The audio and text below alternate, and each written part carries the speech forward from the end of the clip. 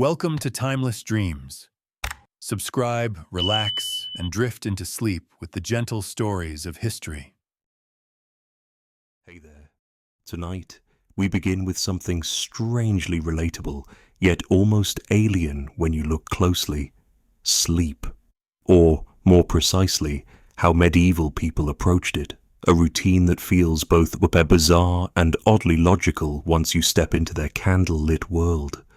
So, before you get comfortable, go ahead. Dim the lights, fluff the pillows, maybe let a fan hum quietly in the corner. And if you're listening with the crackle of a fireplace in the background, you're already halfway to the Middle Ages. Picture this. It's the 14th century. Outside, the air smells faintly of wood smoke and damp earth. The sun set hours ago, and the village has settled into silence. Somewhere in the dark, a church bell has already marked the hour for sleep. But the way people sleep isn't like how we do it now, a single uninterrupted stretch from late night to morning. No, back then it was segmented sleep. The idea is simple. You drift into your first sleep soon after nightfall, heavy with the day's exhaustion. 4 hours pass. Then, without alarms, without caffeine withdrawal, your eyes open. You're awake, on purpose. This was not insomnia. This was normal. And the things people did in those midnight hours, a strange blend of practical, social, and, well, personal. Farmers stoked their fires, ensuring no spark went out before dawn. Mothers nursed their babies. Shepherds went out with lanterns to check on restless sheep. Monks prayed, writers scribbled, neighbors gossiped, and married couples, well, let's just say medieval physicians actually recommended this wakeful gap as the best time for intimacy. They claimed the body was rested, the mind at peace, and the heart less inclined to quarrel. So while today we might groan at waking up at 2 a.m., back then it was prime time for love letters, whispered secrets, or seeing whether your goat was still tied up. After this watch period, people slipped back into their second sleep until the first light of dawn painted the thatched rooftops. It wasn't just peasants and farmers who lived like this. It was everyone. From the scholar buried in parchment to the merchant plotting trade routes, even the royal courts knew this rhythm. Literature of the time mentions it so casually that you realize it wasn't weird to them at all. Ironically, modern science now tells us that segmented sleep might be more in tune with our natural circadian rhythm.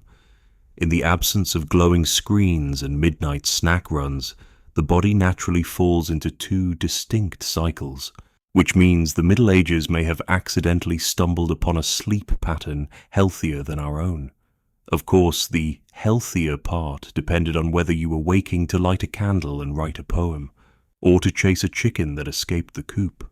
But sleep, or the lack of it, has always shaped human history. Wars have been won and lost by the timing of rest. Empires have risen under rulers who dreamed, plotted, and schemed in their midnight wakefulness.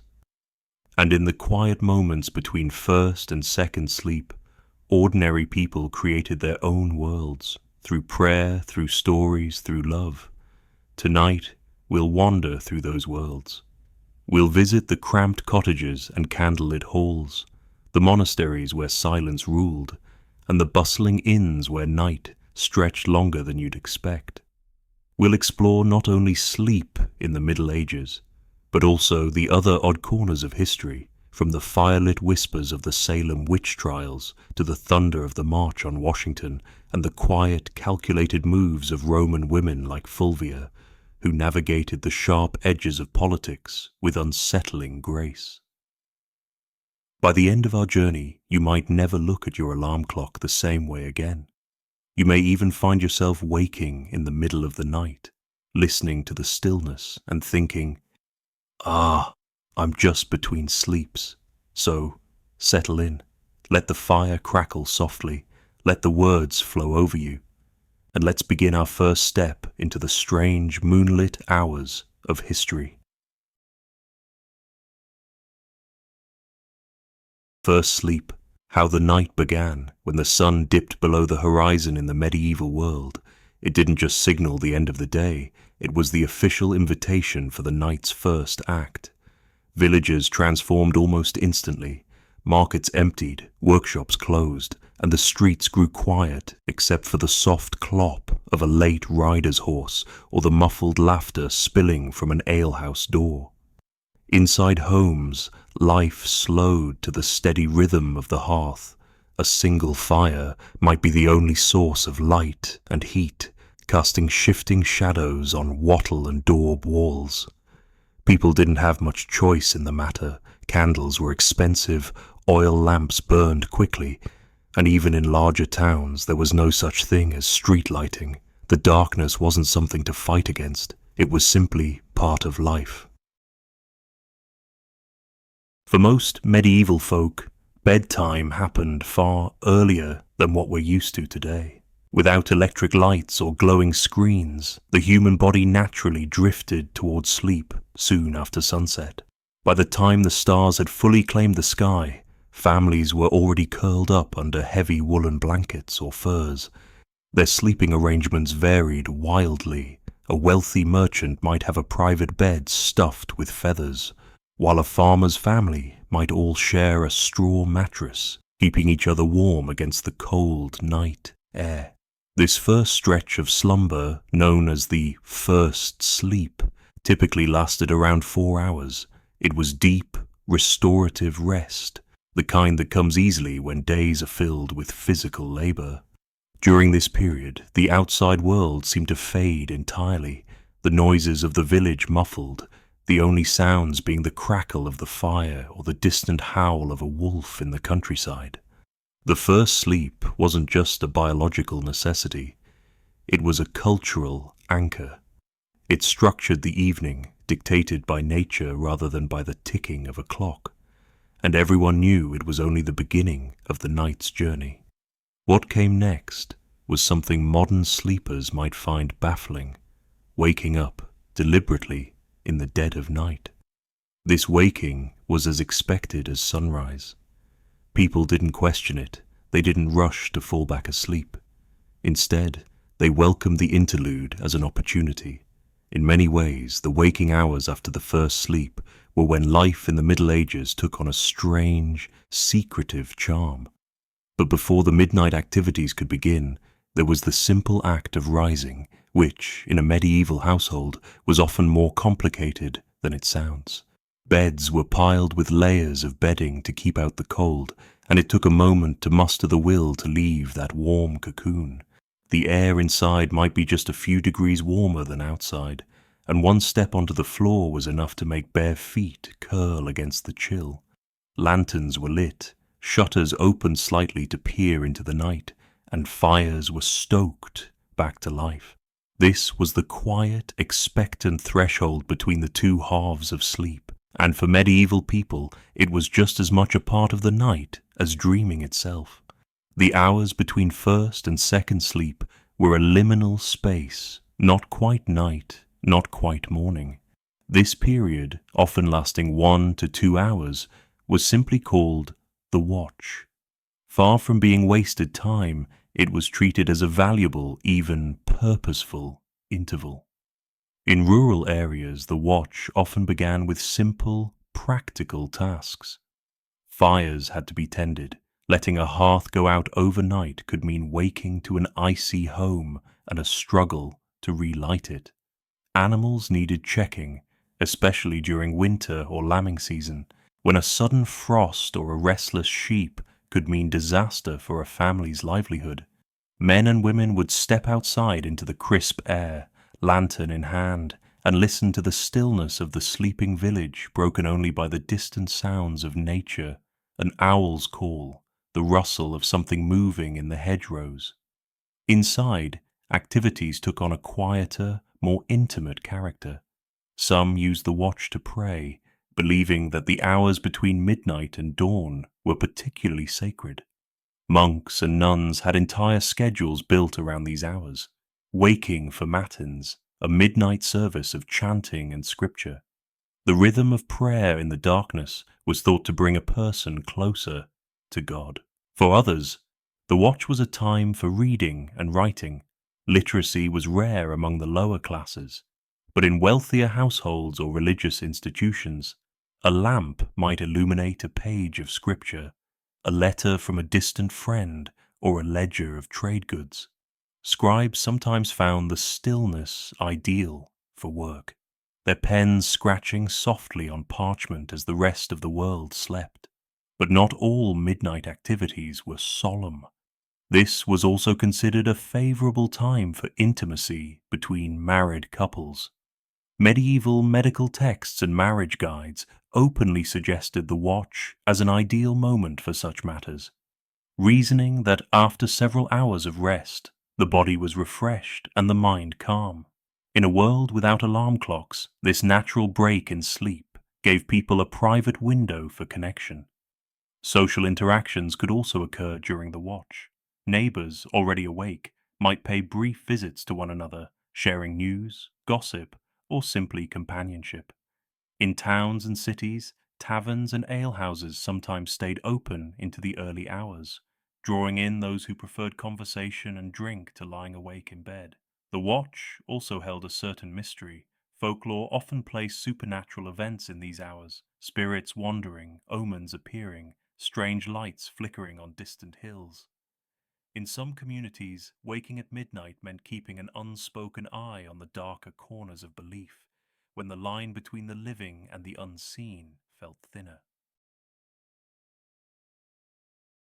Whatever the reason for being awake, the watch was not rushed. It was a slow, deliberate part of the night's rhythm, without the pressure to get back to sleep quickly that modern people feel. When tasks were done, conversations ended, or prayers finished, people would return to bed naturally, letting the second sleep take them until dawn. After the quiet tasks and whispered moments of the midnight watch, the second sleep came like a tide returning to shore. There was no hurry to reach it. People simply lay back down, pulling the heavy blankets or furs around them, and drifted off again. Unlike the first, this second sleep was often lighter, colored by vivid dreams and the gradual awareness of the approaching morning. The second sleep typically lasted until first light. In summer, this could mean waking as early as 4 or 5 in the morning. In winter, it might stretch until 7 or later. It was a natural way of aligning the body's rest with the changing seasons, something we've lost in the age of fixed schedules and electric lights. Dreams during this period held a special significance. Many medieval people believed that dreams in the hours before waking carried messages or omens more potent than those from earlier in the night.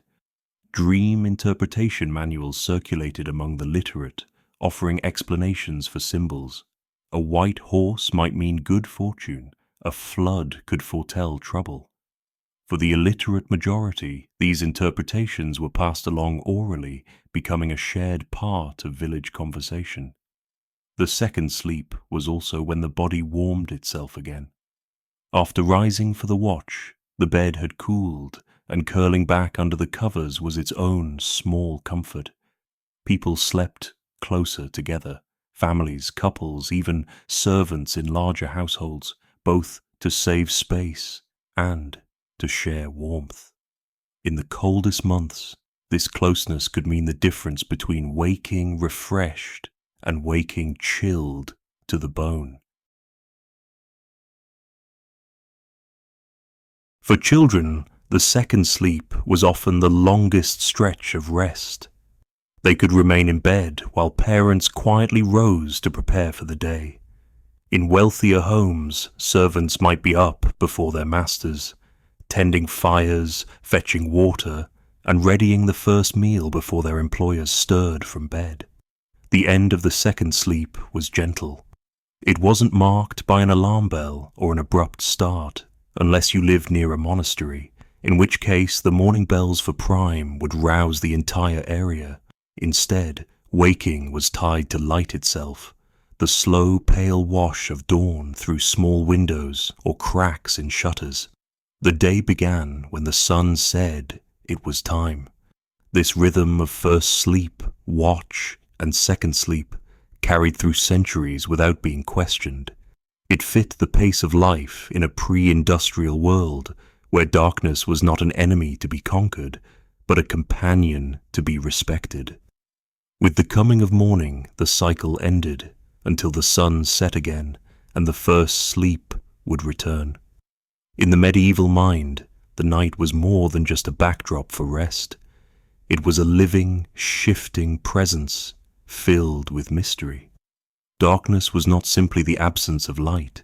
It was a domain where unseen forces roamed, and if you wanted a peaceful sleep, you needed more than a comfortable bed. You needed protection. Superstitions about sleep were as common as the hearth fire. In many regions, people believed that certain spirits or creatures visited sleepers at night, especially if the sleeper was vulnerable, ill, tired, or troubled. One of the most widespread fears was that of the night hag, a malevolent presence thought to sit on the chest of a sleeping person, stealing their breath or sending them terrifying dreams. Today, we might call it sleep paralysis, but to a medieval villager, it was an evil spirit that needed to be warded off. To keep such dangers at bay, households employed a variety of charms. A small iron knife placed under the bed was said to repel spirits. In some areas, people hung sprigs of herbs, rosemary, lavender, or St. John's wort, above the bed to drive away nightmares. Children might be given tiny religious tokens, such as a cross or a saint's medal, to sleep with under their pillows. There were also spoken charms, whispered just before closing one's eyes. These often blended Christian prayers with older, pagan-like phrases, calling on both God and nature to guard the sleeper until morning. A common one in parts of England went something like, "Matthew, Mark, Luke, and John, bless the bed that I lie on," sometimes followed by a line about angels standing guard at the four corners of the bed. The position in which you slept could also matter. Sleeping on your back was discouraged in some places. It was said to invite bad dreams or allow evil spirits easier access to you. Sleeping on your right side was considered the safest, while the left side was linked in certain traditions to unhealthy or unholy influences. Even the direction of the bed had significance. In many medieval households, the head of the bed was placed facing east toward the rising sun, symbolizing life and resurrection. Facing west toward the setting sun was associated with death, a detail some took seriously enough to rearrange entire rooms. Of course, not all sleep beliefs were about danger. Some were rooted in hope and fortune. It was said that dreaming of certain animals, a hare, a swallow, or a deer, could foretell good luck or an upcoming journey. Seeing stars in your dreams was considered a sign of unexpected wealth, while dreaming of fish was linked to new love or the birth of a child. Sleep, then, was not merely rest in the medieval world. It was a vulnerable crossing between waking life and the unseen, and people went to bed with as much care for their souls as for their bodies. The night might offer peace, but it was always wise to guard against what might come creeping in with the dark. Even in a world without the constant glow of screens, the hum of traffic, or the ping of notifications, not everyone in the Middle Ages fell asleep easily. Sleeplessness was not a modern invention, though it went by different names. People spoke of being wakeful, light of rest, or struck by the night's wanderings. Whatever the term, the problem was the same: lying awake when one wanted to be asleep. And medieval people, resourceful as ever, had an arsenal of remedies ranging from the reasonable to the utterly strange. For some, sleeplessness was thought to be caused by physical imbalances, too much heat in the body, an excess of certain humors, or even indigestion. Physicians following Galenic medicine believed that the four bodily humors, blood, phlegm, yellow bile, and black bile, needed to be in perfect balance for healthy rest. If one was out of proportion, so too was the night's peace.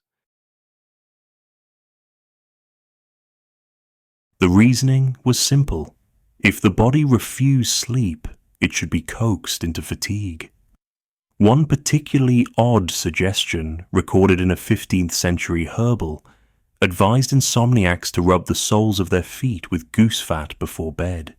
No clear explanation was given, but it was likely based on the belief that the feet were a key point for regulating the body's internal heat and circulation. Whether it worked or not, the smell alone might have been enough to clear the room and leave the sleeper in peace. Of course, many medieval people did not have access to physicians, elaborate herbal mixtures, or exotic ingredients. For them, the solution was often as simple as accepting wakefulness. The segmented sleep cycle gave space for midnight waking, so a restless night was not always a crisis. They might sit by the fire, sip warm ale, or quietly mend clothes until drowsiness returned. The expectation that one should sleep in a single, unbroken stretch so common today simply didn't exist. What stands out about these remedies is how they blended practicality, belief, and culture. Some were rooted in genuine herbal sedatives or warming techniques we might still use today. Others were born from superstition, tradition, or the simple comfort of ritual. Together, they formed a patchwork of medieval wisdom, some of it sensible, some of it strange, but all of it reflecting the deep human desire for a night of peaceful, untroubled rest. To a medieval mind, dreams were not simply a byproduct of the brain sorting through the day's events. They were messages sometimes from God, sometimes from the devil, and sometimes from forces even less defined.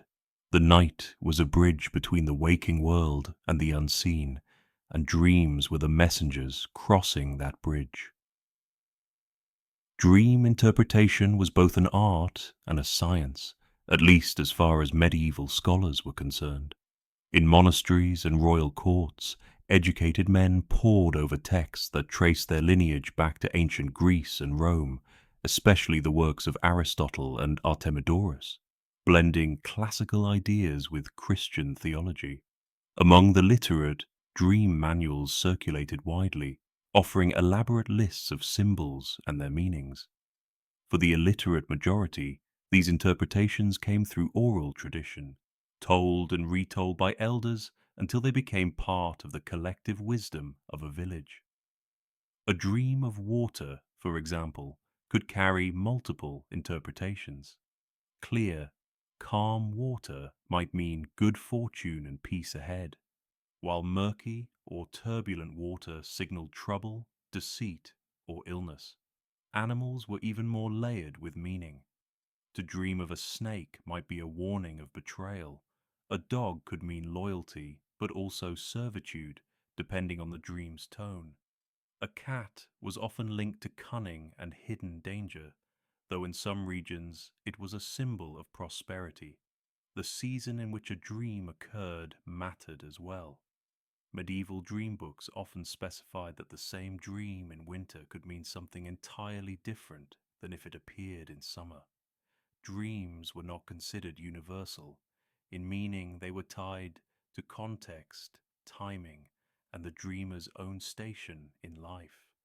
A knight dreaming of a sword might take it as a sign of impending battle, while a farmer might see it as an omen of conflict within the community. Religious figures often cautioned against trusting dreams too easily. St. Augustine, for instance, warned that dreams could be temptations sent by evil spirits. Yet other churchmen accepted that God could use dreams to send messages, citing biblical examples such as Joseph's visions in the book of Genesis. This tension between divine guidance and dangerous deception meant that medieval people approached dreams with both curiosity and caution. One common belief was that certain hours of the night were more truthful than others for dreaming. dreams occurring in the second sleep, especially just before dawn, were considered the most reliable, as the soul was thought to be in a purer state after rest. This belief was so strong that some people, upon waking from such a dream, would immediately tell it to a friend or family member, ensuring the message was released into the world before it faded. Not all dream interpretations were solemn. Some were oddly practical or even humorous. A dream of losing teeth, for instance, was widely believed to predict the death of a relative, a superstition that lingered well into modern times. Dreaming of fish could mean pregnancy or the arrival of unexpected guests. To dream of dancing was thought to mean joy, unless the dreamer was elderly, in which case it might be a warning to avoid overexertion. Folk remedies existed for avoiding bad dreams altogether. One method was to avoid eating certain foods in the evening. Pork, beans, and strong cheeses were believed to cause restless, disturbing visions. Another was to sleep with a small protective object, such as a knife, a sprig of rosemary, or a religious medal under the pillow.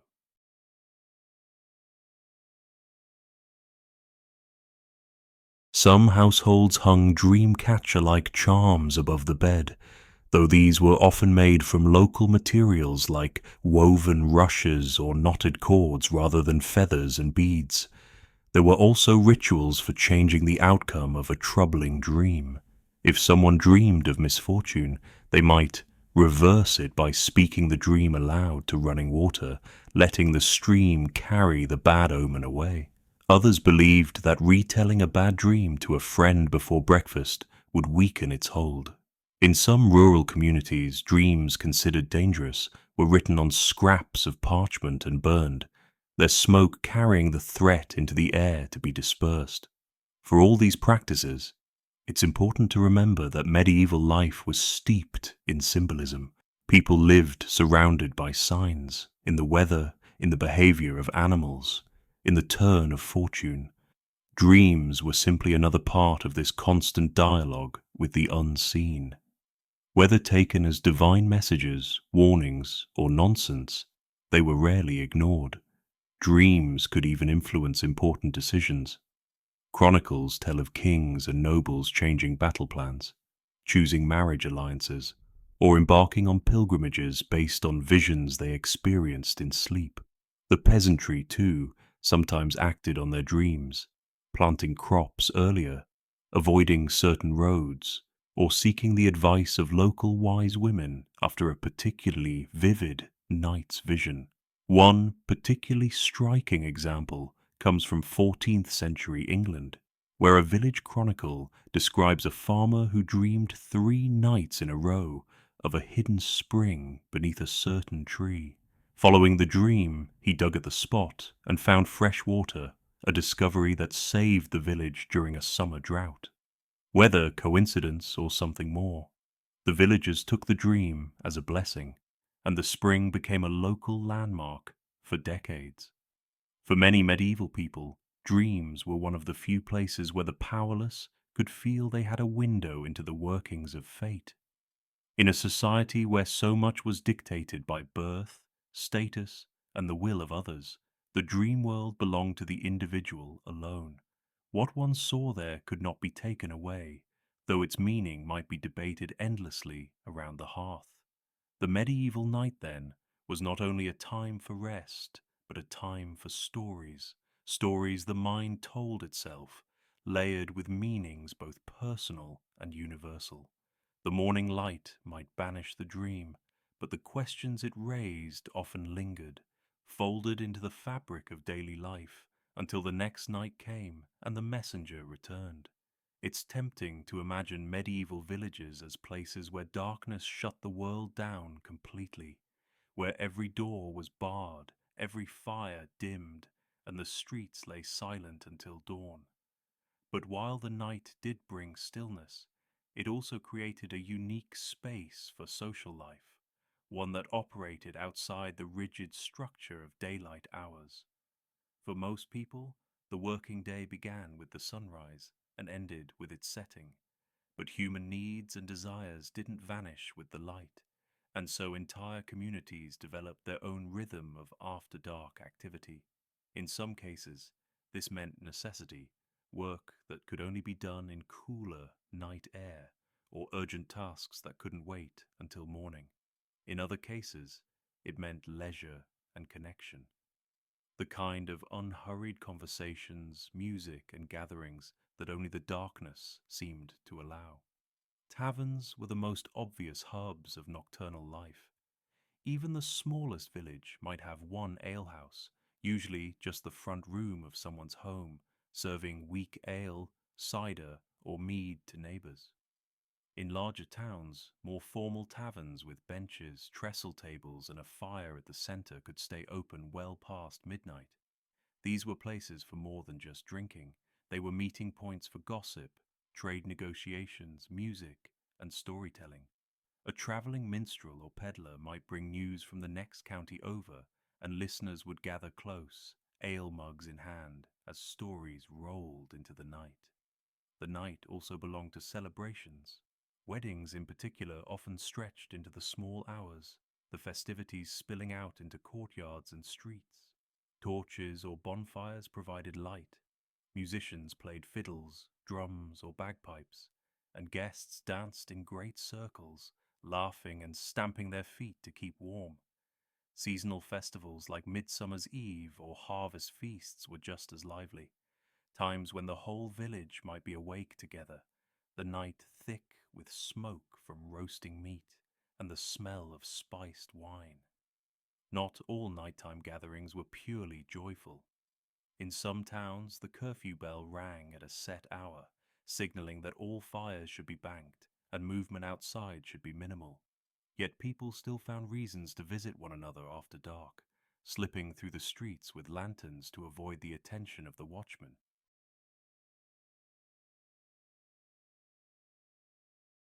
A neighbor might need help with a sick child, a friend might drop by to share news, or a group of young people might quietly arrange a tryst away from prying eyes. Night work was another facet of this hidden world.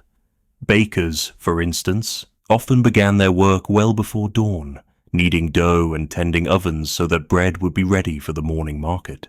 Millers might work through the night to grind grain while the water was running strong, especially after heavy rains. Fishermen sometimes set out before sunrise, guided by the moonlight to the best spots. In larger cities, night watchmen patrolled the streets, carrying staves and lanterns, calling the hours in a rhythmic chant that was as much a warning to wrongdoers as it was a comfort to honest folk. The medieval night also had its share of danger. With fewer people about and the streets unlit, crime could flourish. Thieves preferred the cover of darkness, and tavern brawls sometimes spilled into alleyways. Superstitions about witches, ghosts, and other nocturnal creatures added another layer of unease. Many believed that certain hours were especially dangerous, when the boundary between the human world and the spirit world grew thin. It's no wonder that some travelers preferred to sleep in barns or by the roadside, rather than risk passing through a strange village at night. Yet the dark also offered a certain freedom. In a society where life was highly structured by class, gender, and religion, night could soften those divisions. In the dim light of a tavern, a lord might sit beside a commoner, sharing ale and laughter. Lovers from different stations might meet in secret. And under the stars, even the humblest peasant might feel a sense of quiet ownership over the sleeping land, the fields and hedgerows transformed into a world of shadows and silver light. For many, the most social part of the night came not during the public celebrations, but during the watch between first and second sleep. Families would gather around the hearth, talking, mending clothes, or telling stories. Children might hear folk tales from their grandparents, tales of saints, heroes, or local legends meant to entertain and, often, to teach. This was where knowledge was passed on without the formality of church or school, woven into the rhythms of everyday conversation. In towns, the nighttime streets had their own cast of characters. The night soil men came out after dark to empty chamber pots and cesspits, their work too unpleasant to do in daylight. Lantern bearers could be hired to guide late-night travelers from one part of the city to another. Street musicians sometimes played for coins outside taverns, their melodies drifting into the cold air. And, inevitably, there were those who wandered for less honest purposes, pickpockets, gamblers, and those who made their living from secrecy. Night was also the time for certain trades that were considered disreputable or morally questionable. In port towns, sailors fresh from long voyages filled taverns and brothels. In larger cities, gambling dens operated behind shuttered windows, their entrances guarded by trusted doormen. The church officially condemned such activities, but in practice, they were as much a part of the night as the moon overhead. Still, even in its seedier moments, the medieval night had a communal pulse. It was a time when the strict order of the day relaxed, when stories could stretch without the pressure of work, and when the world seemed, if only briefly, larger and more mysterious. The night did not simply divide one day from the next. It created its own world, with its own rules, its own dangers, and its own kind of magic. The medieval day may have been shaped by the sun, but for many, their real work began under the moon. Across villages, towns, and cities, there existed an entire workforce whose duties were tied to the hours of darkness, some by necessity, others by tradition, and a few by the quiet advantage that night provided. Bakers were perhaps the most famous of these nocturnal labourers. In both small hamlets and bustling cities, bread was the daily staple, and it had to be ready with the morning light.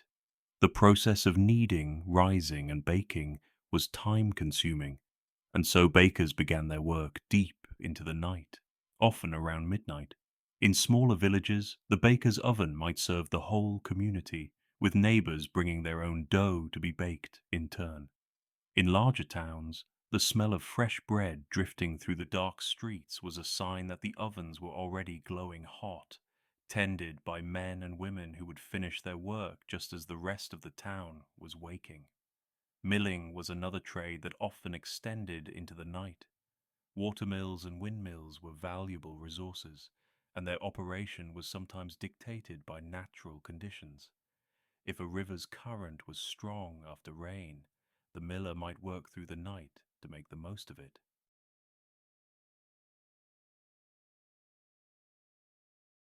Similarly, windmill operators might wait for the right conditions, regardless of the hour, to grind grain into flour. These mills, with their creaking machinery and rhythmic thumping, were some of the few places in the countryside that remained active long after sunset. In urban centres, the night watch was a fixture of life. Towns and cities employed watchmen to patrol the streets, keep the peace, and deter crime. They carried lanterns or torches, wore cloaks to guard against the cold, and were often armed with staves or short swords. Many were responsible for calling out the time and weather conditions, their voices marking the slow progress of the night. 2 of the clock, and all's well.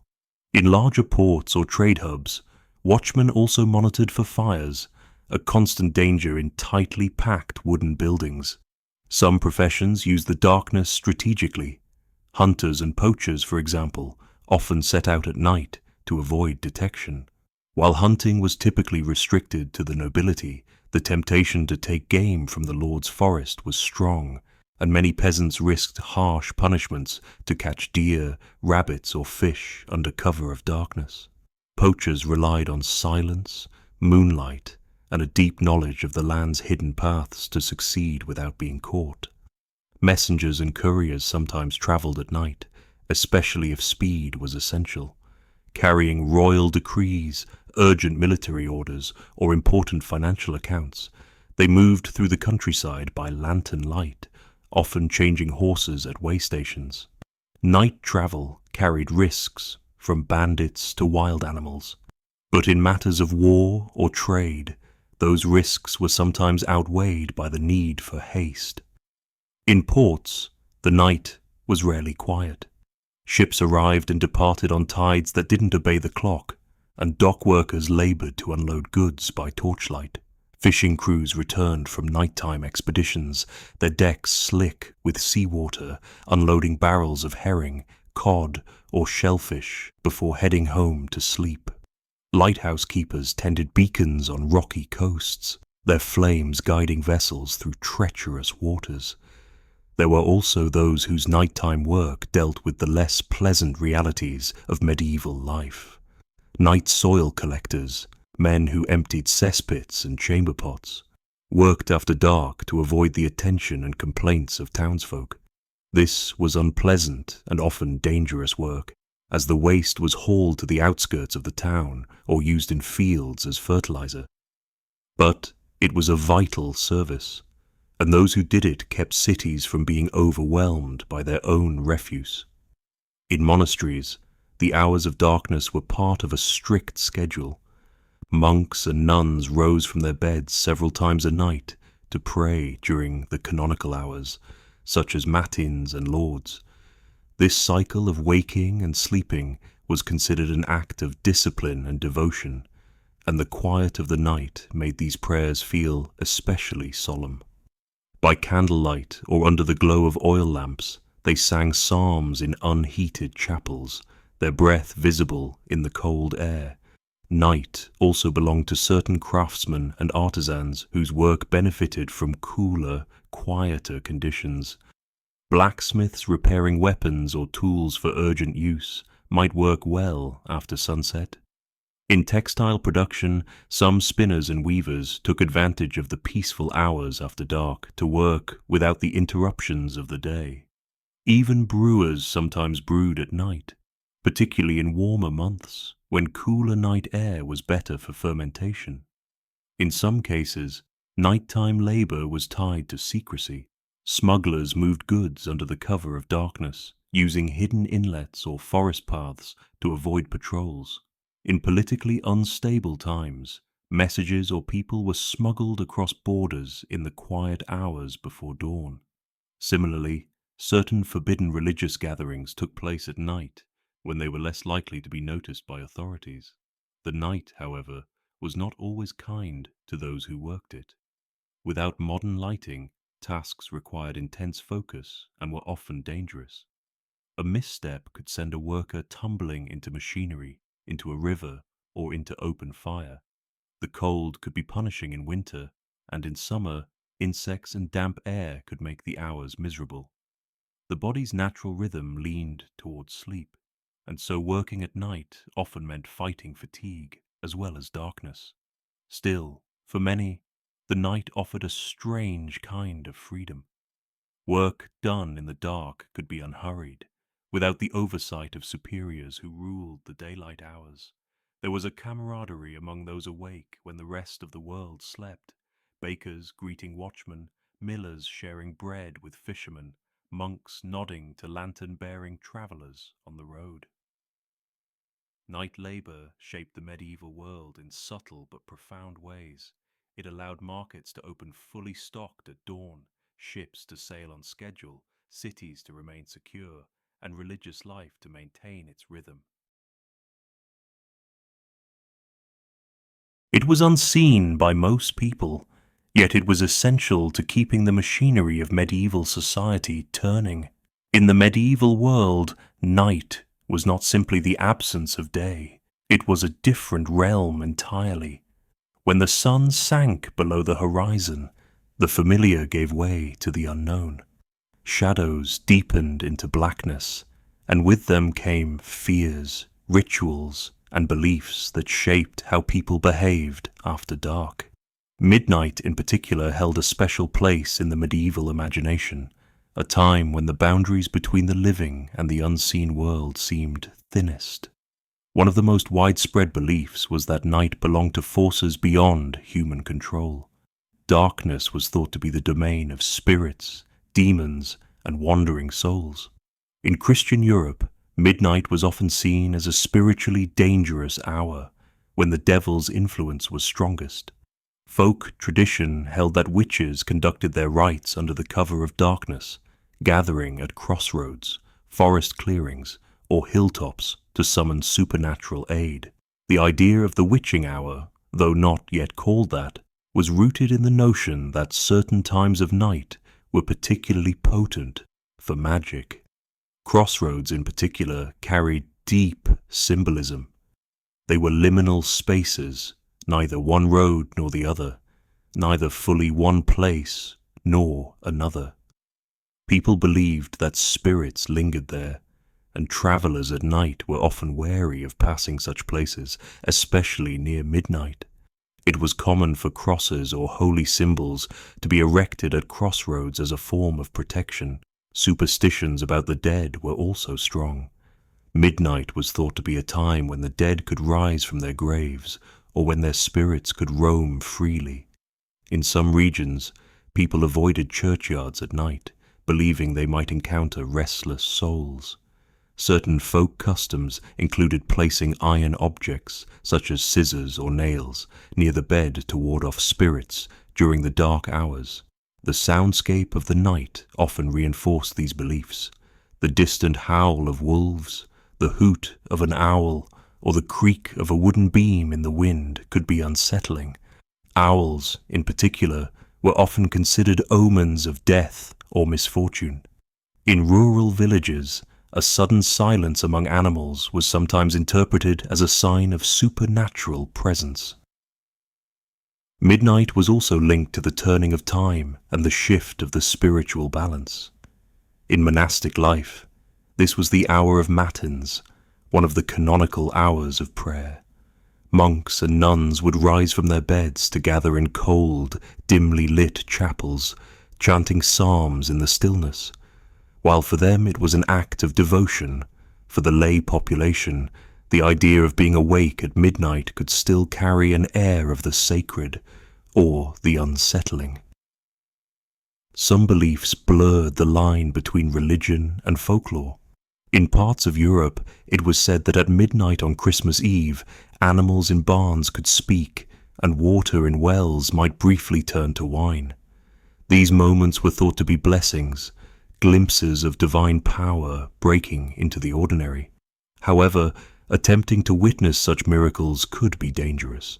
Legends warned that eavesdropping on talking animals might lead to madness or death. Protective rituals against the dangers of the night were common. Before bed, households might recite prayers specifically meant to shield them from evil during sleep. In some regions, doors and windows were marked with chalk crosses during certain times of the year. Fire also played a protective role. A hearth left burning low through the night was thought to keep harmful forces at bay. In places where candlelight was used, it was believed that letting a candle blow out suddenly in the dark could invite bad luck.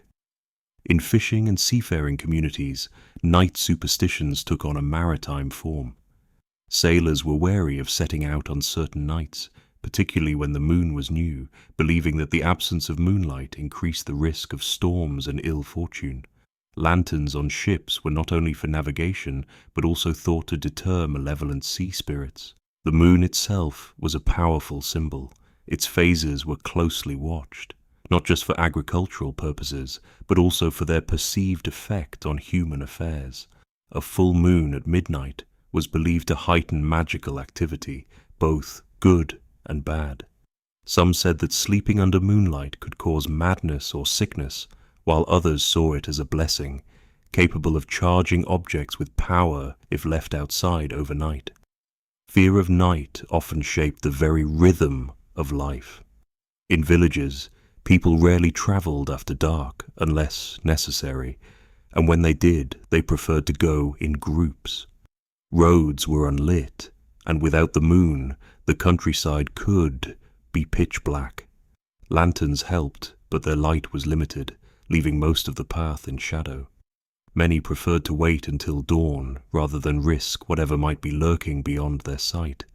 Even dreams were tied to nighttime superstition. It was believed that dreams occurring just before midnight might be meaningless, but those in the hours after were more likely to be prophetic. Special attention was paid to vivid or unsettling dreams during certain nights of the year, such as the eve of major saints' days. Not all midnight beliefs were fearful. Some were tied to hope and opportunity. In certain regions, it was thought that if you began a new task at the stroke of midnight on a particular date, planting a crop, starting a craft, or even beginning a journey, it would be blessed with success. The new year, in particular, was considered a powerful time for such beginnings, and some households would mark midnight with small symbolic actions meant to invite good fortune. In the medieval imagination, the night was alive with possibilities, both dangerous and wondrous. Midnight sat at the center of this worldview, a hinge between one day and the next, a time when the ordinary world loosened its grip and something older, stranger, and less predictable stirred. While modern life has largely banished the deep darkness that shaped these beliefs, the echoes of medieval midnight superstitions remain in the way people still speak of the witching hour, in the lingering sense that the small hours carry a different kind of weight. For those who lived centuries ago, these beliefs were not mere stories, but part of how they navigated a world where night was a place all its own. When the sun dipped below the horizon and the countryside faded into shadow, life within the walls of a medieval castle shifted into a different rhythm. By day, the courtyards might be full of noise, clanging blacksmiths, barking orders from guards, the chatter of servants. But at night, the fortress became a place of hushed voices, careful movements, and constant vigilance. The world beyond the walls was dark and unpredictable, and it was the castle's duty to keep everyone inside safe until morning. The first sign that night was approaching came in the form of preparation. As evening fell, guards patrolled the outer walls, checking for any damage or weakness that might be exploited in the hours ahead. Portcullises were lowered, gates reinforced with heavy crossbars, and the drawbridge, if there was one, was either raised or secured. Visitors who had been allowed inside for trade or petition during the day were politely but firmly asked to leave before the gates shut. Once closed, the entrance would not open again until dawn, except in rare emergencies. Lighting the castle was a delicate matter.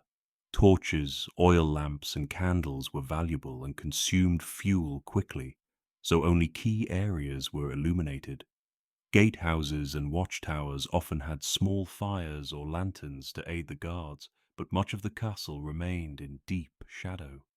The great hall might retain a central hearth, burning through the night, both for warmth and as a gathering place for those on duty. In private chambers, nobles could afford beeswax candles, which burned cleaner and brighter than tallow, while servants often relied on smaller, dimmer lamps.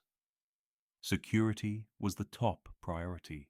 A system of watch rotations ensured that guards were alert at all times. The night watch was typically divided into several shifts, so no one had to remain awake for the entire dark period. Each guard was assigned a specific section of the wall or a tower to patrol, and they moved quietly, listening for unusual sounds from the fields or forests beyond. Any noise, the snap of a twig, the splash of water could be a sign of intruders, and it was better to investigate than to take chances. The castle's defensive architecture played a key role in night security. Arrow slits allowed defenders to observe and, if necessary, fire upon attackers without exposing themselves. Murder holes above gateways meant that boiling water, stones, or other defensive measures could be dropped if someone tried to force entry. Moats added an additional layer of difficulty for any would-be infiltrator, especially under the cover of darkness, when movement in water could be both heard and seen more easily by alert sentries. Inside, the rhythm of night was not only about defense, but also about order. The lord or lady of the castle might host an evening meal earlier in the night, after which most residents settled in for sleep. Servants had tasks that extended beyond sundown, tending to fires, preparing food for early morning, and making sure animals in the stables and byres were secure. In large castles, some areas were locked after dark, with keys kept by trusted stewards to prevent theft or mischief. Special care was taken during times of unrest or war. Extra guards might be placed on the battlements, and signal systems were ready to alert the garrison in case of attack. Horns, bells, or even large drums could be used to sound an alarm. In some castles, the garrison drilled for nighttime defense, practicing how to quickly arm themselves and take their positions in the dark. Night within the walls was not entirely silent.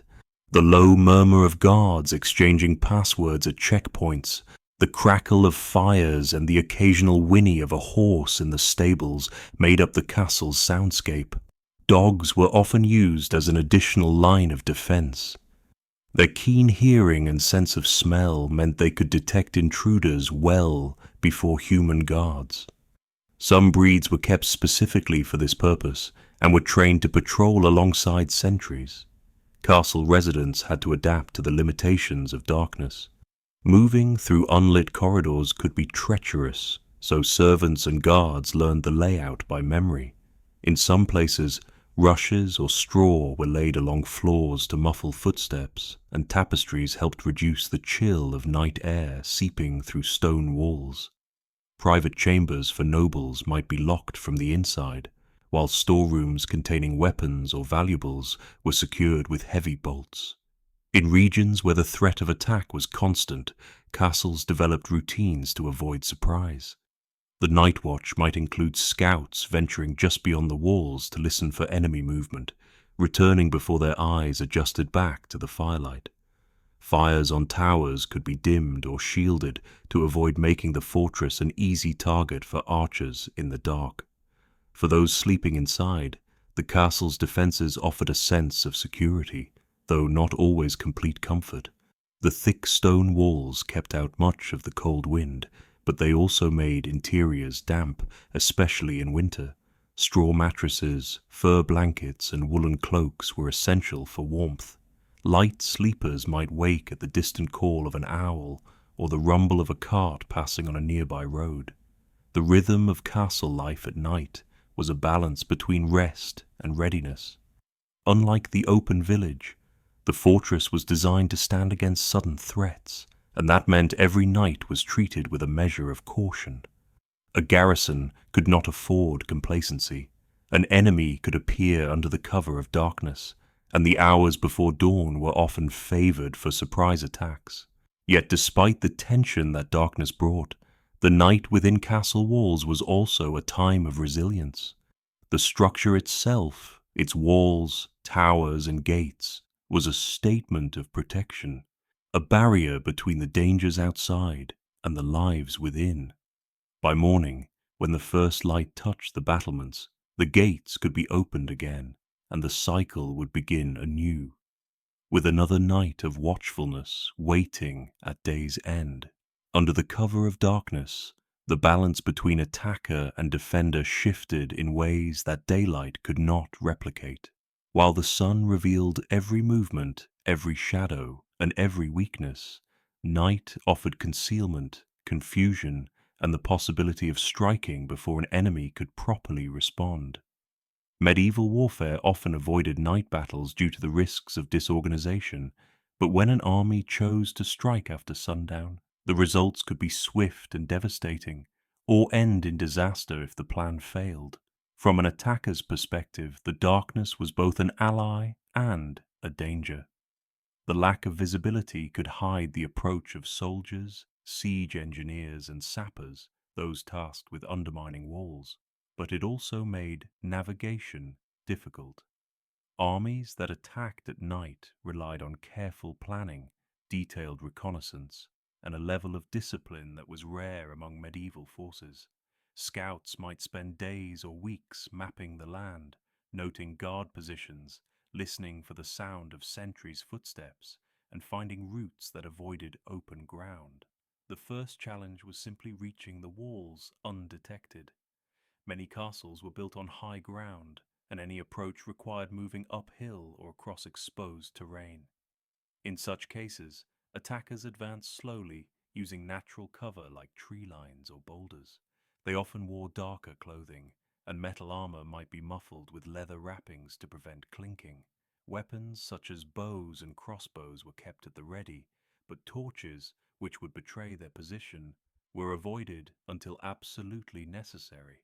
Once within range, attackers had several options. Some favored scaling the walls with ladders, hoping to overwhelm a small section of the defenses before the alarm could be raised. Others tried to burn gates or batter them down with rams, though this was far noisier and often brought defenders running. A more covert method was to send small teams through any unguarded postern gates, secondary entrances used for supplies or sallying out if they could be found and forced open. Defenders, of course, were aware of these possibilities and adapted their routines accordingly. The night watch was trained to listen as much as to look. Moonless nights posed the greatest challenge, so guards would sometimes light small, shielded fires to create just enough illumination for spotting movement without making themselves obvious targets. These guards patrolled the curtain walls, pausing at each tower to check for signs of movement or hear if the enemy was active below. Watchfires were carefully controlled, kept small and shielded to avoid giving away positions to archers outside. Sentries often relied more on sound than sight. In the darkness, footsteps on gravel, the creak of wood, or the muffled clink of armor could reveal an approaching threat. Dogs were sometimes kept on the walls or near gates as early warning systems. Their hearing was more reliable than human senses in the night. Inside the bailey, activity slowed but never ceased entirely. In storage areas, stewards kept a strict inventory of food and fuel. Siege conditions meant rations were often reduced, and any supplies used at night, such as firewood for guard posts, had to be recorded. Water sources, whether from wells or cisterns, were checked regularly to ensure they had not been poisoned or obstructed by the enemy.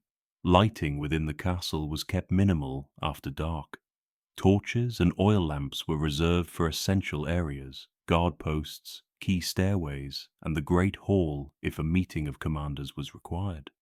Most residents relied on small candles or simply moved about in the dark, accustomed to the layout of the rooms and streets within the walls. During particularly tense periods of a siege, the castle's inhabitants often slept in armor, or at least kept weapons close at hand. Soldiers might rest in the gatehouse or barracks rather than in more comfortable quarters, reducing the time needed to respond to an alarm. Civilians, merchants, craftsmen, and families sheltering inside often slept in communal spaces so they could be moved quickly to safer areas if fighting broke out. Communication between towers and walls at night was crucial. Guards would call out to one another at set intervals to confirm alertness. This system, sometimes referred to as watch calls, ensured no section of the wall was left unattended.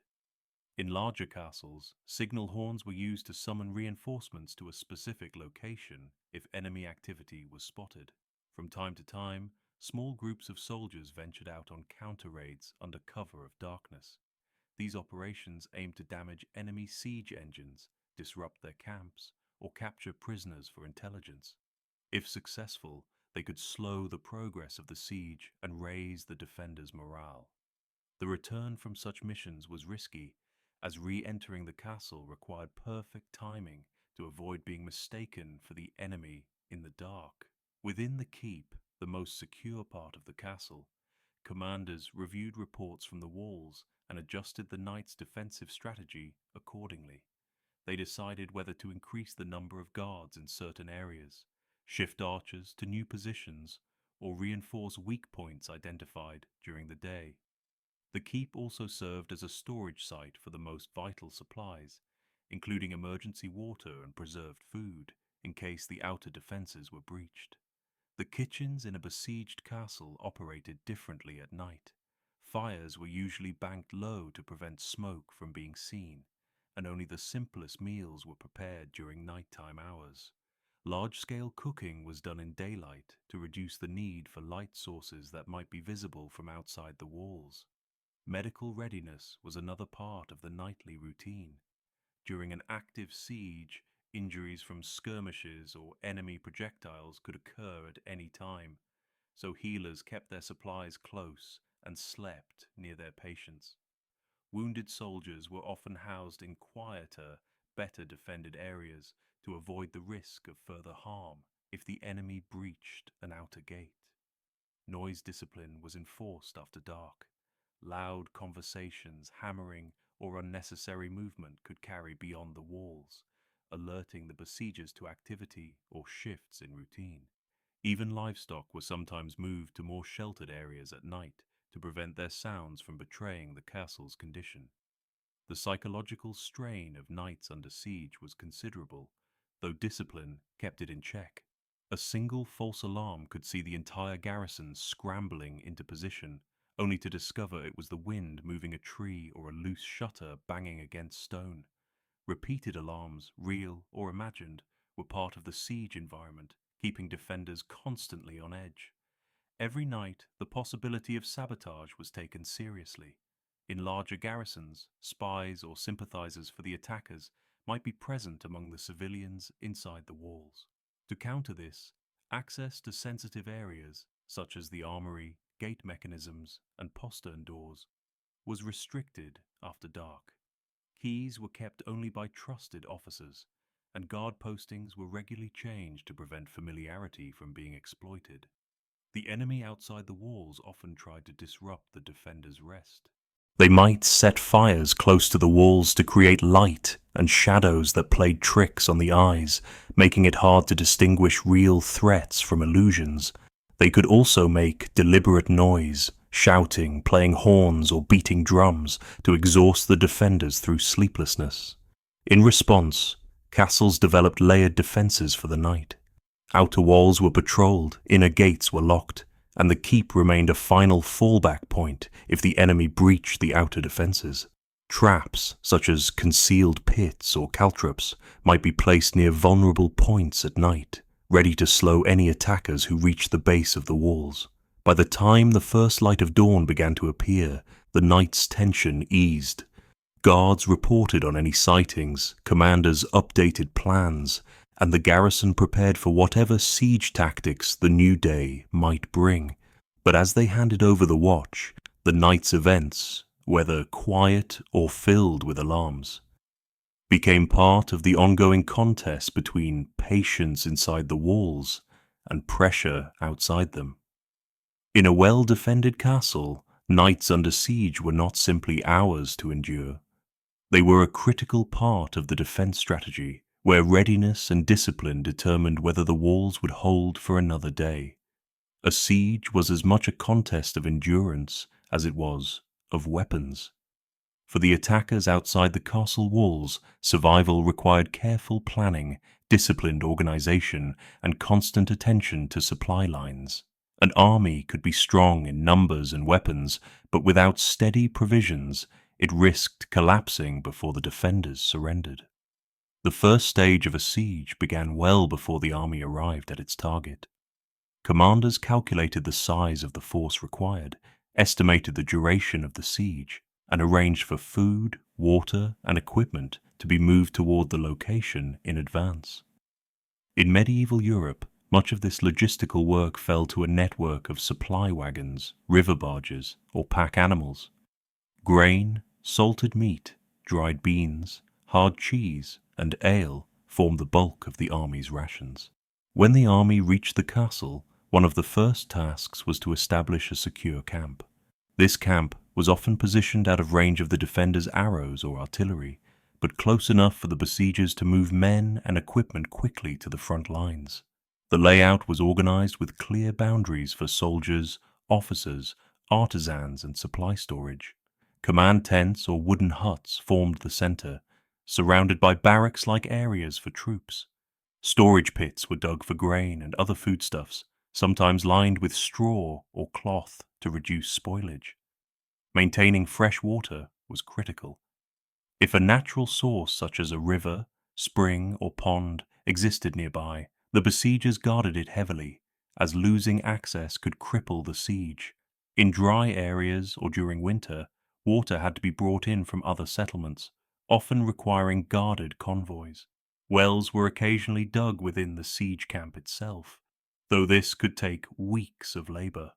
Food supplies were replenished through a combination of pre-arranged shipments and foraging. Foraging parties ventured into the surrounding countryside to gather grain, vegetables, and livestock.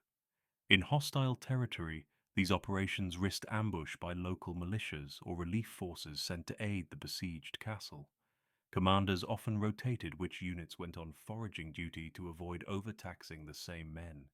A siege could strain local resources quickly. After weeks of feeding a large army, nearby villages might be stripped bare, forcing supplies to be brought from further afield. This extended the supply lines and increased the risk of raids on convoys. To protect these routes, smaller garrisons or watch posts were sometimes set up along the way, creating a chain of defended points from the siege camp back to the main source of provisions. The besieging army's camp itself required defensive measures. Earthworks, ditches, and wooden palisades were common, protecting against surprise attacks from the castle's garrison or from outside forces attempting to break the siege. Guards were posted at all times, especially at night, when the defenders might attempt a sortie to burn siege engines or destroy supplies. The construction and maintenance of siege equipment, towers, battering rams, trebuchets, and scaling ladders, demanded a constant supply of timber, rope, and metal fittings. Wood was gathered from surrounding forests, sometimes requiring entire work parties dedicated to cutting and hauling logs. Blacksmiths and carpenters worked in makeshift workshops within the camp, repairing damaged weapons and building replacement parts for machinery damaged by enemy fire. Keeping the army healthy was another logistical challenge.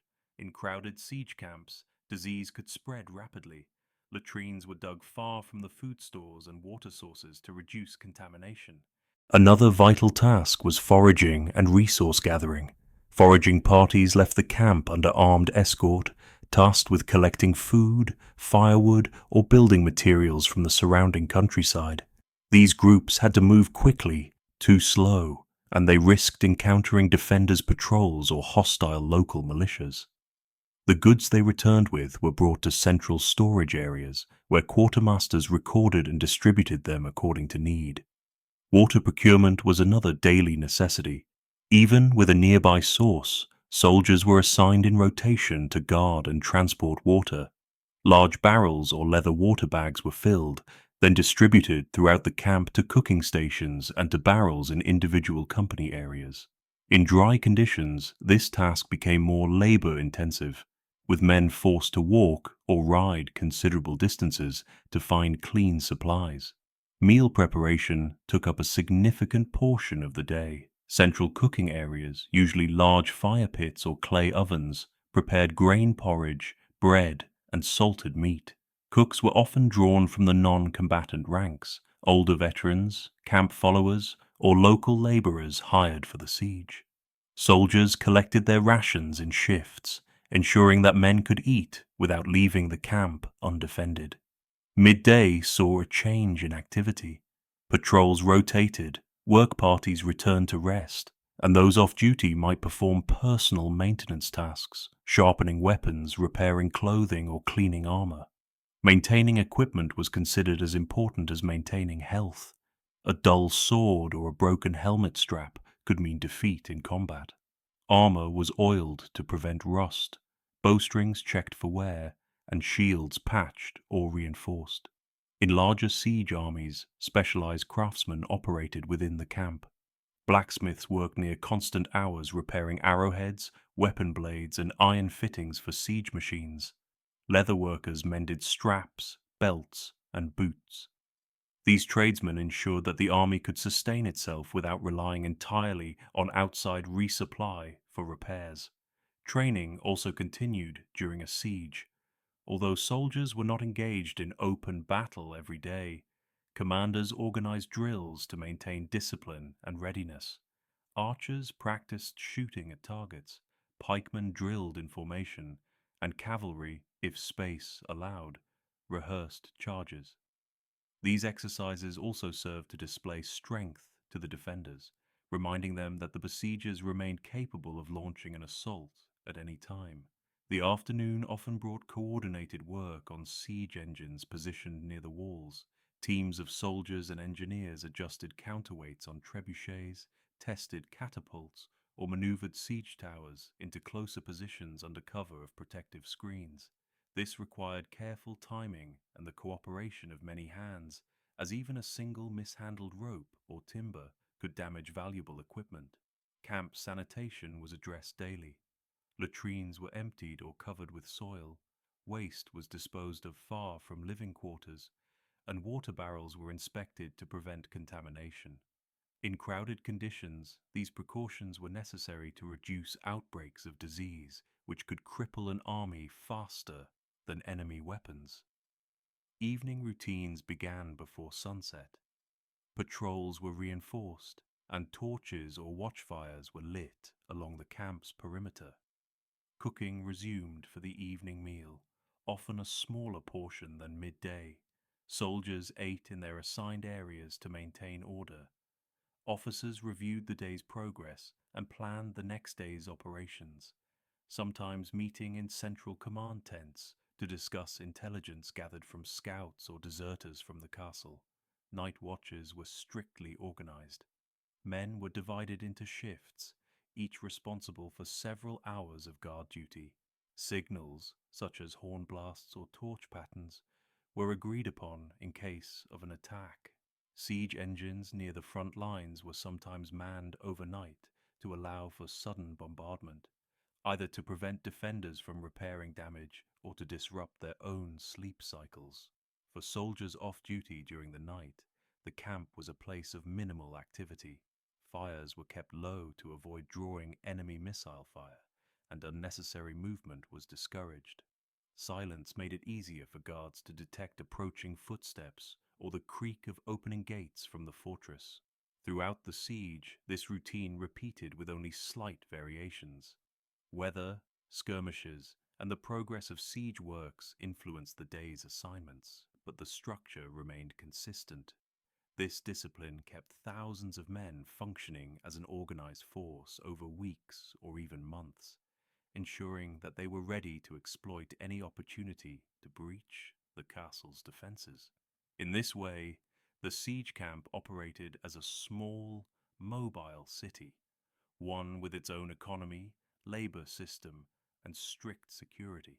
Every day was spent balancing the demands of construction, defense, resource gathering, and rest, all under the watchful eyes of commanders who knew that any lapse in routine could mean the difference between victory and failure. As a siege extended beyond the first few weeks, the nature of the operation began to change. What might have started as an energetic campaign of rapid construction and frequent skirmishes often settled into a slow contest of endurance. For the besieging army, the primary challenges became not only breaking the fortress's defenses, but sustaining their own strength over an extended period. The first and most pressing strain was resource depletion. Armies on the move could draw from a wide range of sources: local foraging, captured supplies, and occasional shipments from allied territories. But a static siege limited options. The land surrounding a castle or fortified town was quickly stripped of usable resources. Nearby villages were often abandoned or burned, either by the defenders to deny the besiegers access, or by the besiegers themselves to prevent enemy counter-use. Over time, even basic necessities such as firewood became scarce, forcing soldiers to travel farther from camp to gather it, which increased the risk of ambush. Food supply presented an even greater challenge. Salted meat, hard bread, dried peas, and grain were standard rations, but stores dwindled over weeks or months. If resupply convoys were delayed by weather, enemy action, or poor roads, the besieging army faced reduced portions or the need to slaughter pack animals for meat. Fresh produce was rare, and the lack of variety contributed to nutritional deficiencies, weakening soldiers and reducing their capacity for hard labor. Water sources also posed long-term problems. Wells dug near the camp might run dry. Streams could become polluted from upstream waste, and stored water was prone to contamination.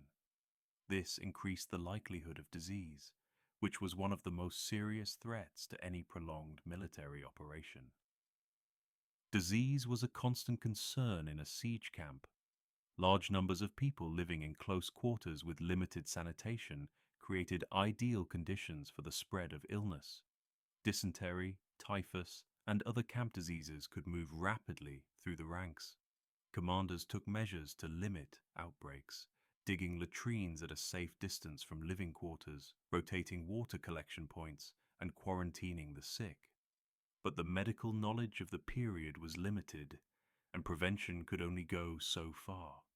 Morale and discipline were also under strain. Soldiers unaccustomed to long periods of inactivity found the repetitive nature of siege work monotonous. Without frequent combat to maintain a sense of progress, restlessness could turn into discontent. Commanders responded with scheduled drills, construction projects, or demonstrations of force to keep their troops focused. However, harsh discipline was sometimes necessary to deter desertion, particularly among mercenaries who might be tempted to abandon the siege if pay or provisions faltered. Pay delays were another recurring issue. In many medieval armies, wages were distributed monthly or quarterly. If a lord or king's treasury ran low, payments could be postponed, creating tension between leadership and soldiers. While loyal retainers might endure without complaint, hired soldiers had little incentive to remain if they were not compensated. Siege equipment itself required constant maintenance over long periods. Wooden siege towers warped in damp weather, ropes frayed, and the frames of trebuchets loosened under repeated use. Engineers worked continuously to keep these machines functional, often scavenging parts from damaged equipment or repurposing wood from dismantled buildings in nearby villages. The defenders inside the fortress also adapted over time, making the besiegers' task harder. They might strengthen weak points in the walls, dig countermines to collapse enemy tunnels, or launch targeted sorties to burn siege engines. Even a small, unexpected attack from the defenders could set back weeks of construction and cause heavy casualties. The longer a siege lasted, the more likely outside interference became. If the besieged stronghold had allies, relief forces might march to break the blockade. This placed pressure on the besieging commander to finish the siege quickly or be forced into an open battle while encumbered with siege works and supply lines. In such cases, part of the army might be sent to intercept the relief force, leaving fewer soldiers to maintain pressure on the fortress. Seasonal changes could further complicate matters. Sieges begun in spring or summer were often intended to be resolved before winter, but many dragged on past the onset of cold weather. Winter brought freezing temperatures, snow, and ice, which slowed construction and made foraging nearly impossible. Troops could be shifted to reinforce the threatened sector, archers repositioned, and reserves called from the keep. Maintaining order among civilians within the fortress was as important as managing the soldiers. In many sieges, the civilian population far outnumbered the garrison. Merchants, artisans, and peasants from surrounding lands often sought shelter inside when the threat of attack became clear. These non-combatants were assigned work, carrying supplies, repairing damage, tending to the sick, or assisting in kitchen duties. Their presence strained resources but also provided extra manpower when needed. Sanitation was a constant concern. Waste disposal systems, such as chutes or cesspits, had to function without contaminating water supplies. Refuse was sometimes thrown over the walls, though this carried the risk of alerting attackers to the defenders' conditions. In the absence of regular cleaning, disease could spread rapidly, so health inspections and cleaning duties were enforced. The defenders' ability to communicate with allies beyond the siege lines was limited, but not impossible. Messengers were sometimes sent out under cover of darkness through secret postern gates or tunnels, tasked with carrying appeals for aid to nearby lords or allied forces. Pigeons trained for message delivery were also used, though their reliability depended on weather and the enemy's efforts to intercept them. Psychological endurance was as vital as material supplies. The garrison had to remain alert and prepared for sudden assaults at any time. Night attacks, artillery bombardments, and loud noises were often used by besiegers to disrupt rest and wear down vigilance. In response, commanders enforced strict guard rotations and kept troops ready for rapid deployment. Over the weeks or months, the strain on supplies grew more apparent. Meat stores diminished, grain bins ran low, and any remaining livestock was slaughtered for food. Bread was made from increasingly coarse flour, sometimes mixed with ground peas or other fillers. Water rationing became stricter. Illness could spread quickly, particularly in cramped quarters, forcing defenders to set aside certain buildings as makeshift infirmaries. Despite these challenges, a well-prepared and disciplined fortress could hold out far longer than the besiegers expected. Some sieges lasted many months or even years, with defenders relying on their stores, their walls, and the hope that relief forces would arrive before their supplies were exhausted. In this way, life inside a besieged fortress became a balance between conserving resources, maintaining defense, and enduring the slow pressure of isolation. Part 2: Defensive Tactics and Countermeasures in Siege Warfare. In the context of medieval siege warfare, the defenders of a fortress relied on a combination of engineering, weaponry, and strategic planning to counter the attacker's efforts. These tactics were designed to prolong resistance, disrupt siege operations, and inflict losses on the besieging force without expending resources unnecessarily. One of the most basic and essential defensive measures was the control of the approach to the walls. Moats, whether filled with water or left dry, created a physical barrier that slowed siege engines and ladders. In some cases, defenders maintained concealed wooden palisades or stakes beneath the surface of a water-filled moat to damage boats or rafts. Dry moats were often lined with steep, smooth walls to make scaling them difficult. When the enemy attempted to fill in the moat with earth or fascines, defenders targeted the workers with concentrated missile fire. On the walls themselves, the placement of defenders was organized to ensure overlapping fields of fire. Archers and crossbowmen occupied the parapets, firing from behind merlons or through arrow loops. Crossbows, with their greater penetrating power, were particularly effective against armored attackers and crews operating siege engines. Slingers and javelin throwers provided additional coverage, especially in close-range engagements when the attackers neared the base of the wall. Defensive artillery was another key element. Mangonels, trebuchets, and ballistae within the fortress could hurl stones, bolts, or incendiary projectiles at the besiegers' siege towers, battering rams, or encampments. Incendiary mixtures, such as quicklime, tar, and pitch, were sometimes used to set wooden siege works ablaze. Oil, though expensive, was occasionally heated and poured on attackers attempting to breach gates or scale ladders, though more common was the use of boiling water or heated sand, which could pass through gaps in armor.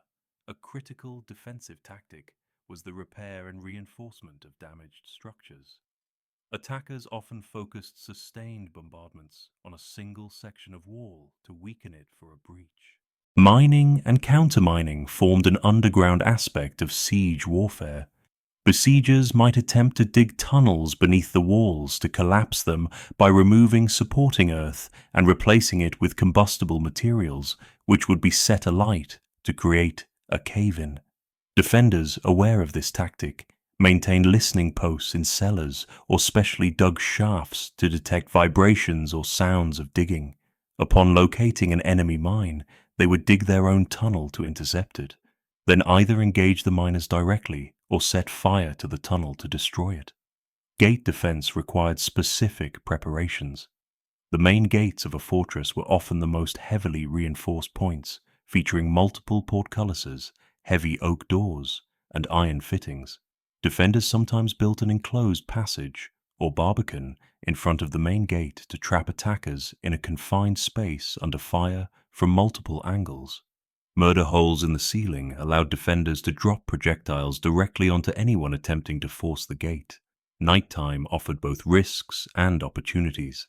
Besiegers could attempt surprise escalades under cover of darkness, but defenders could also launch small sorties to burn siege engines, destroy earthworks, or disrupt construction projects. Such raids required speed and discipline. Their goal was not to engage in prolonged combat, but to damage enemy equipment and retreat before reinforcements could respond. Coordination between sections of the wall was maintained through signal systems. Horn blasts, drum beats, and visual signals from tower to tower ensured that defenders could respond rapidly to developing threats. This communication allowed commanders to concentrate forces where the attackers pressed hardest, while still maintaining a defensive presence along the rest of the perimeter. Supplies for defense were stored at key points within the fortress. Arrows were kept in covered containers to protect them from damp. Stones were stacked along parapets, and water buckets were positioned near fire-prone areas to quickly extinguish incendiary attacks. Fire prevention was a constant concern, as a blaze inside the walls could cause chaos and weaken morale. In some cases, defenders employed deception to buy time or deter the enemy. False weaknesses might be displayed, a gate left seemingly unbarred, or an unmanned tower, to lure attackers into an ambush. Similarly, defenders might exaggerate their numbers by marching troops along the walls in repeated circuits, changing armor or shields between passes to create the impression of fresh reinforcements. When the siege extended for weeks or months, the defenders adapted their tactics to conserve resources. Missile fire was reserved for high-value targets, such as siege engine crews or officers.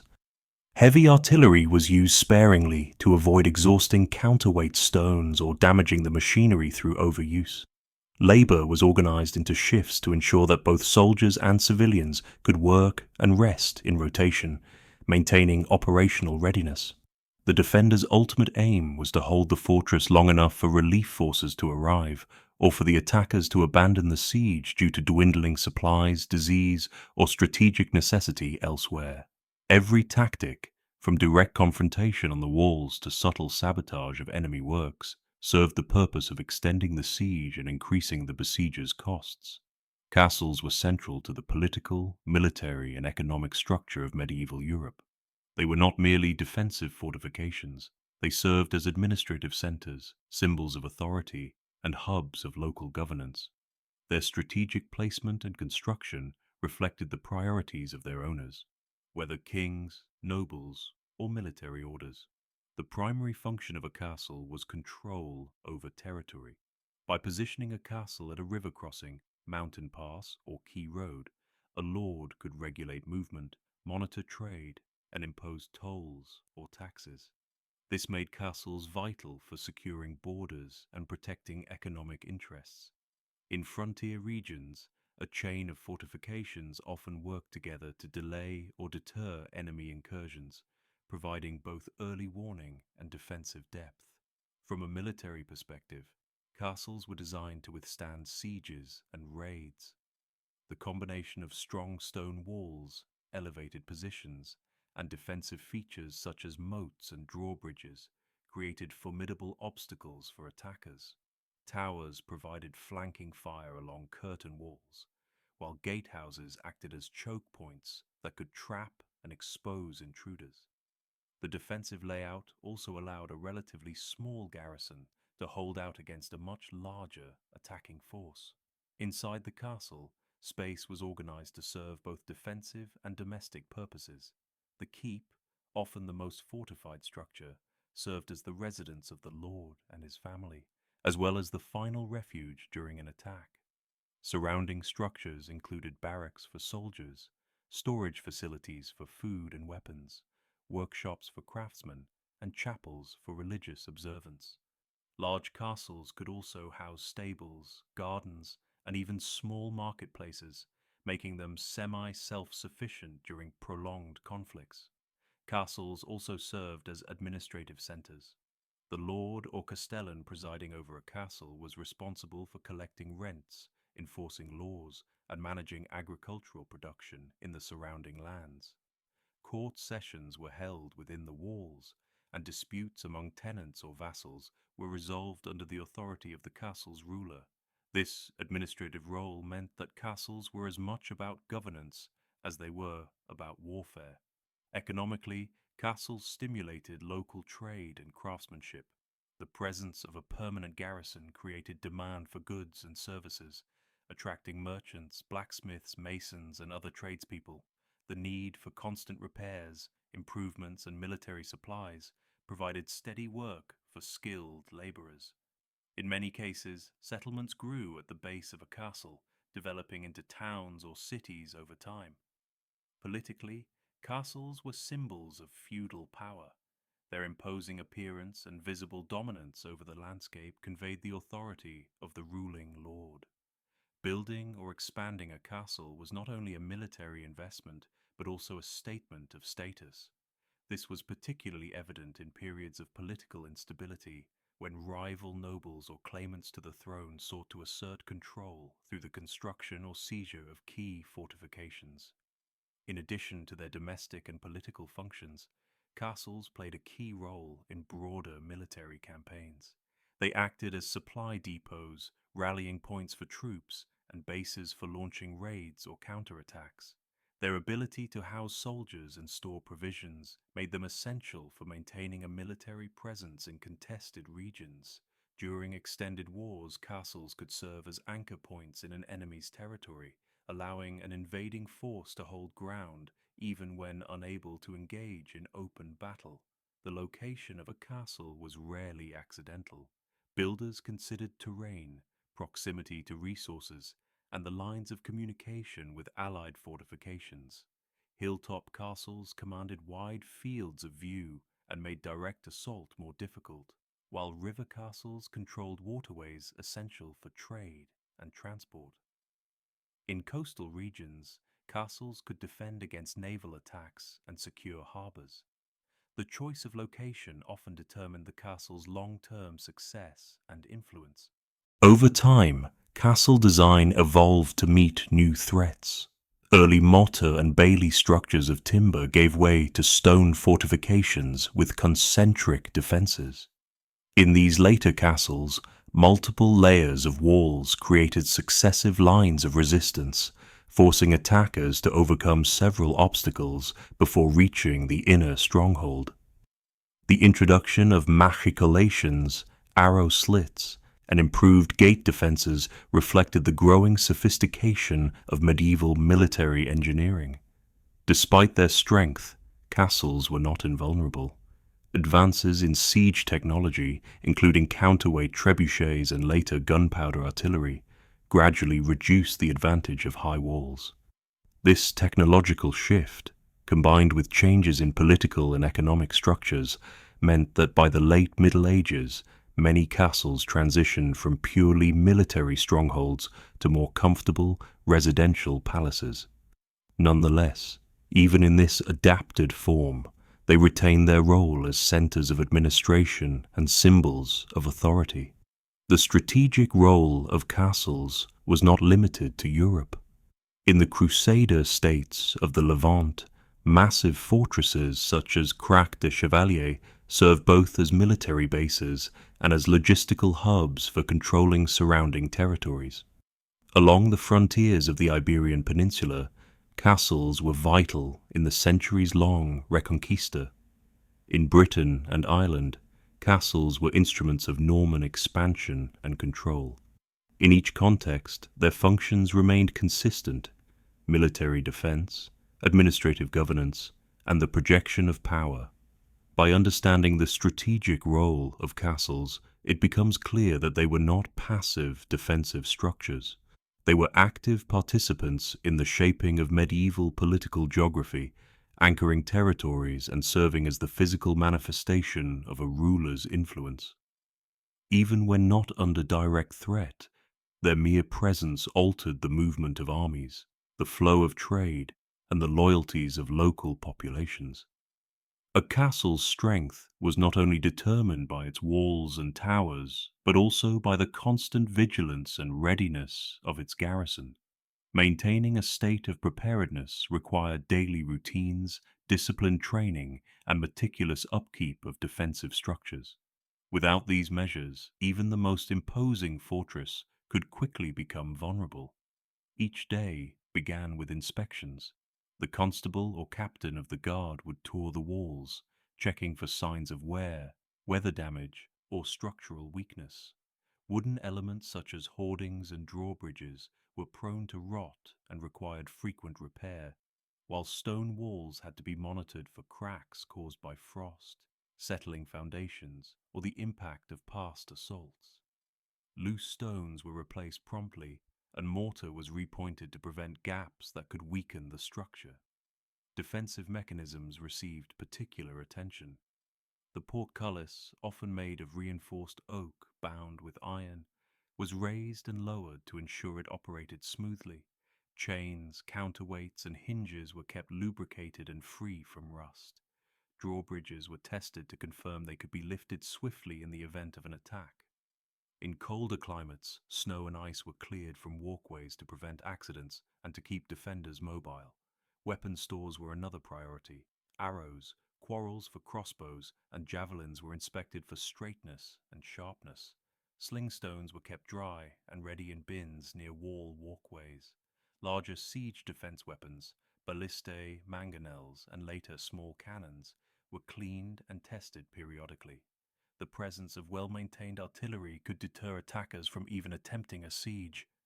Training was an essential part of maintaining readiness. Guards and soldiers drilled regularly in formations, weapon handling, and quick deployment to defensive positions. Archers practiced from the walls to maintain accuracy, while men-at-arms rehearsed rapid movement to threaten sections of the fortifications. This ensured that in the event of a surprise attack, the garrison could respond without hesitation. Shifts were carefully organized to keep watch over all approaches to the castle. The guard rotation system ensured that fresh eyes monitored each sector, reducing the risk of fatigue-induced oversight. Watchtowers and wall walks were manned day and night, with signal horns, bells, or flags ready to alert the entire garrison in case of suspicious activity. Supplies were also part of readiness. A well-stocked castle could endure a siege for weeks or even months. Granaries, water cisterns, salted meat stores, and preserved vegetables were regularly inventoried to ensure sufficient reserves. Wells within the walls provided a secure water source, critical when an enemy sought to cut off supplies from outside. The castle's living quarters were arranged with readiness in mind. Barracks were positioned close to critical defensive points, allowing soldiers to reach the walls in moments. In emergencies, sleeping areas could be vacated quickly, with weapons stored within arm's reach. Fire safety was important too. Open flames from torches, candles, or hearths were managed carefully to prevent accidental blazes that could destroy wooden defenses or supply stores. Animals played a part in daily readiness as well. Horses, essential for messengers and mounted patrols, were kept in well-maintained stables. Guard dogs might be trained to alert soldiers to intruders, especially at night. Carrier pigeons, in some cases, provided a means of communication with allied castles or nearby towns during sieges. Beyond the purely military aspects, readiness required cooperation with the civilian population living within or near the castle. Blacksmiths repaired weapons and armor, carpenters maintained wooden defenses, and masons worked on stone repairs. Bakers, brewers, and cooks ensured that food supplies were prepared and rationed efficiently. Even during peaceful times, these workers contributed directly to the castle's defensive strength.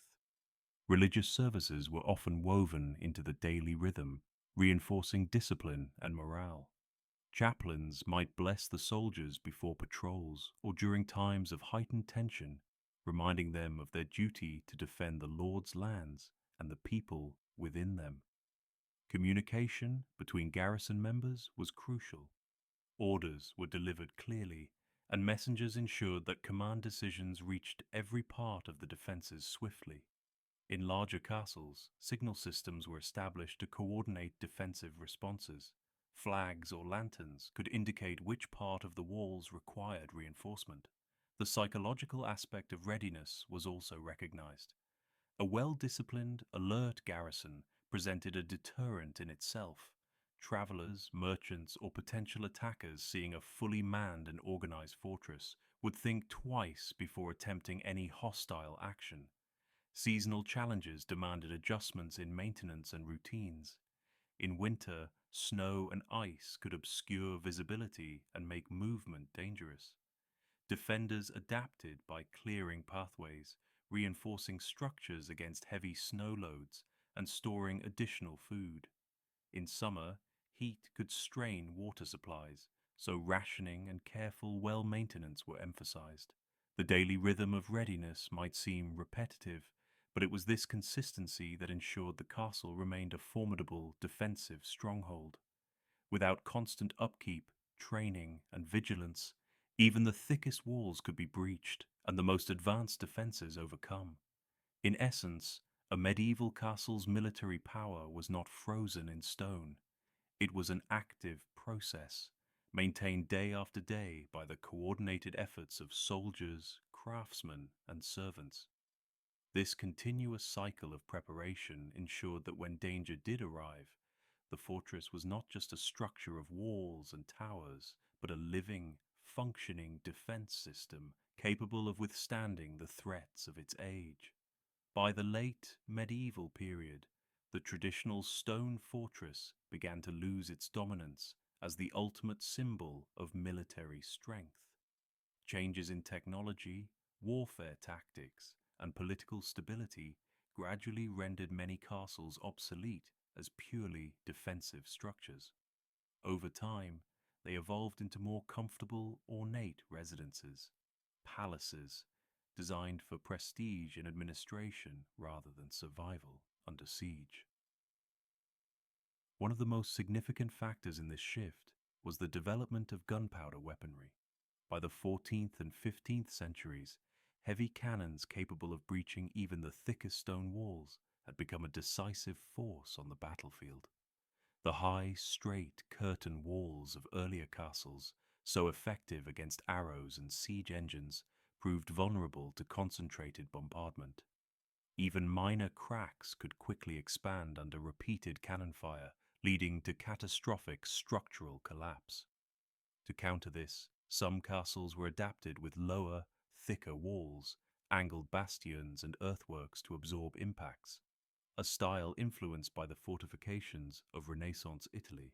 However, these modifications were costly and time-consuming, and in many cases, lords chose to build entirely new fortresses or adapt their military strategy instead of retrofitting older structures. Political changes also played a role. In regions where monarchs consolidated power and established more centralized governments, the constant threat of local warfare diminished. As a result, the need for every noble to maintain a private fortress declined. In England, for example, the conclusion of the Wars of the Roses in the late 15th century ushered in a period of relative peace under the Tudor dynasty. In France, the authority of the crown gradually curtailed the independence of powerful regional lords. With the reduced need for defensive readiness, castles began to shift in purpose. Noble families invested in comfort, prestige, and display rather than sheer military utility. Moats were drained or converted into ornamental water features. Walls were pierced with larger windows to let in more light, something that would have been unthinkable during the height of siege warfare. Interiors were refitted with spacious halls, private chambers, and decorative elements such as painted ceilings and tapestries. The Renaissance brought with it new ideals of architecture and living. Inspired by classical Roman and Greek designs, palatial residences favored symmetry, open courtyards, and elaborate gardens over cramped, defensible courtyards. Nobles sought to demonstrate refinement, education, and wealth through their homes, which increasingly served as political centers, administrative offices, and venues for hosting important guests. In some cases, castles were abandoned entirely in favor of building anew. The Loire Valley in France, for instance, saw the construction of grand chateaux during the 15th and 16th centuries. These residences retained certain castle-like features, towers, battlements, and fortified gates, but they were largely symbolic, meant to evoke noble heritage rather than serve as functional defenses. In other places, medieval castles were gradually transformed over generations. Strongholds such as Windsor Castle in England and the Alcázar of Segovia in Spain underwent extensive remodeling to include more luxurious living spaces while retaining their defensive outer shells. This allowed them to serve as both royal residences and enduring symbols of authority. The surrounding lands and communities also evolved. In earlier centuries, a castle's primary function was to protect its inhabitants and nearby villages from raids or invasions. By the 16th century, with greater political stability and professional standing armies, rural populations were less dependent on a lord's fortress for safety. The economic role of castles shifted toward being administrative centers for collecting rents, overseeing justice, and managing estates. As the military function of castles faded, so too did certain aspects of their daily operation. Large garrisons were no longer necessary, and the number of resident soldiers was reduced. Workshops and armories became storerooms or were converted into domestic facilities. Instead of constant watch rotations and weapons drills, the daily rhythms of these buildings revolved around courtly life, banquets, music, hunting expeditions, and diplomatic receptions. Yet even as true fortifications declined, the image of the castle retained its power. For nobles and monarchs, preserving towers, gates, and battlements in their residences was a way to project continuity with a warrior past.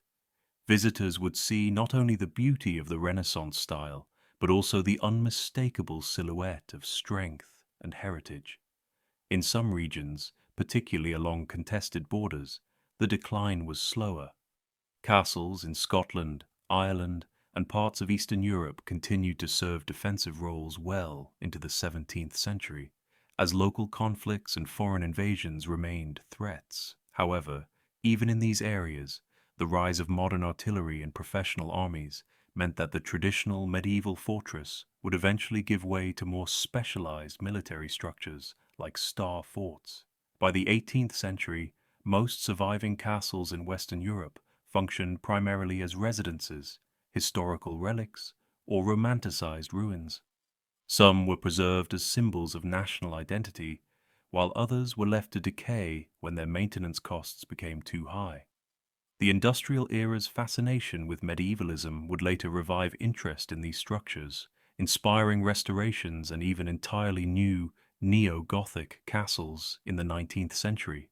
Ultimately, the transformation from castle to palace reflects a broader shift in society, from an age of near-constant localized warfare to one in which centralized states, diplomacy, and display of cultural sophistication took precedence. The stone walls that once stood as bulwarks against enemies became the backdrop for art, learning, and ceremonial grandeur.